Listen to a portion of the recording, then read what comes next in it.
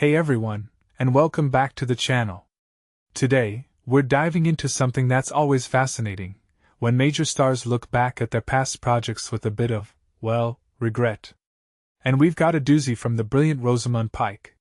So, Rosamund Pike, an actress I personally think is phenomenal, recently sat down on the How to Fail with Elizabeth Day podcast, and she dropped a bombshell about one of her earlier films, the 2005 video game adaptation, Doom. Now, I remember this movie. It had Dwayne "The Rock" Johnson and Karl Urban, and it was supposed to be this big sci-fi action flick. Pike was coming off her Bond villain role in Die Another Day, so she was definitely on the rise.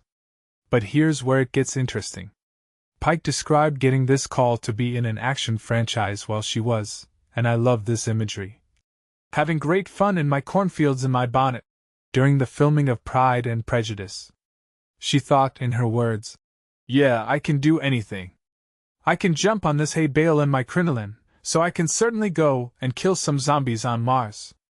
What makes this really striking to me is that disconnect. It's that classic Hollywood moment where an actor, still finding their footing, takes a leap into something completely outside their established persona, thinking they can conquer anything.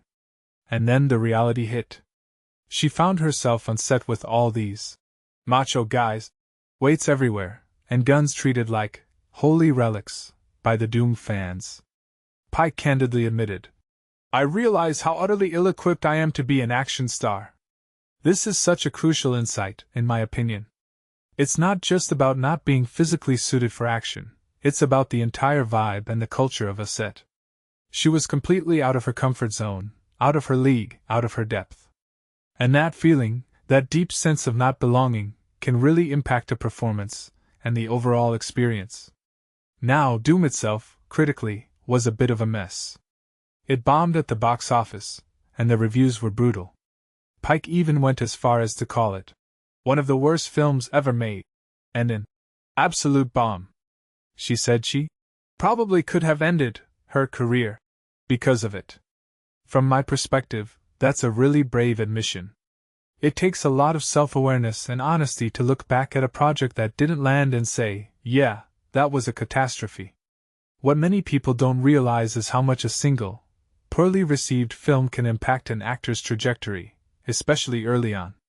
What's fascinating is that Variety, in their review at the time, actually said the movie is really not all that bad.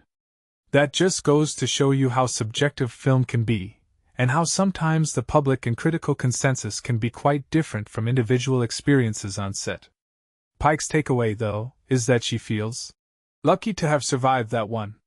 That's a powerful statement, and it really highlights the emotional toll these kinds of experiences can take. This whole story, for me, really speaks to the unpredictable nature of Hollywood. You can be on top of the world with one project, and then take a turn that feels like a complete misstep. It's a reminder that even the most talented actors can find themselves in situations where they're just not the right fit, and that's okay. It's how you learn and grow from it that truly matters. What do you guys think? Have you ever watched a movie and thought, how did this get made? Let me know in the comments below.